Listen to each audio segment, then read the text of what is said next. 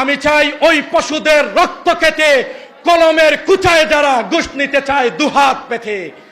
আমি আশা রাখি আজকের এই শিক্ষার্থীরা যখন সমাজের কর্তৃত্বে নেতৃত্বে বসবে তখন কলমের কুচায় ঘুষ নয়, কলমের কুচায় টাকা নয়, কলমের কুচায় বের হয়ে আসবে আপনাদের আদর্শ, ঠিক কিনা বলুন?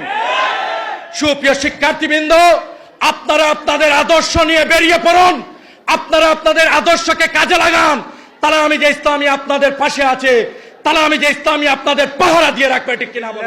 মিনাশ শাইতানির রাজিম, বিসমিল্লাহির রহমানির রহিম। কুনতুম খায়রা উম্মাতিন উখরিজাত লিন-নাসি তা'মুরুনা বিল মা'রুফি ওয়া তানহাউনা আনিল মুনকার। সাদাকাল্লাহুল আযীম।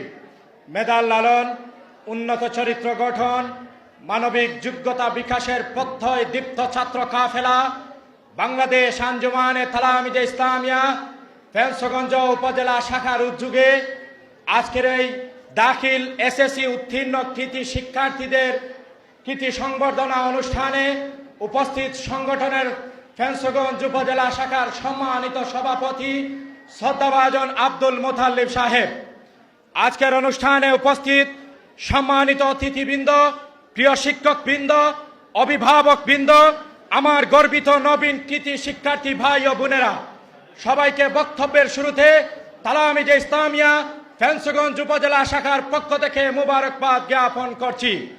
সুপ্রিয় সুধী, আজকের এই দিনটি শুধু এক সংবর্ধনা অনুষ্ঠানের দিন নয়, এটি আজকের এই দিন আমাদেরকে বিশ্বাস করে দেয়।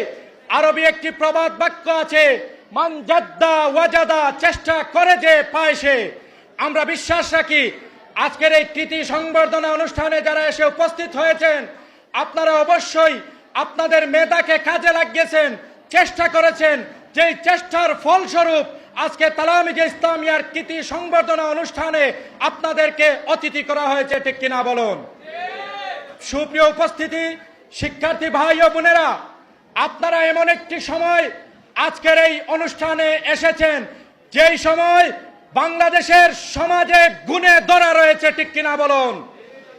আমরা এই ছাত্রদের দেখে আমাদের অন্তরের মধ্যে আশা রাখতে পারি, আমাদের অন্তরের মধ্যে বিশ্বাস রাখতে পারি যেই ছাত্ররা 2024-এ জুলাইয়ের আন্দোলনে বাংলাদেশের গুণে ধরা সমাজকে অন্যায়, অত্যাচার, জুলুম, নির্যাতন থেকে একটি সোনার বাংলা উপহার দিয়েছে, ঠিক কিনা বলুন? সেই শিক্ষার্থীরা যখন বাংলাদেশের কর্তৃত্বে নেতৃত্বে বসবে, আমরা আশা রাখি এই বাংলাদেশের শিক্ষক হবে, চিকিৎসক হবে,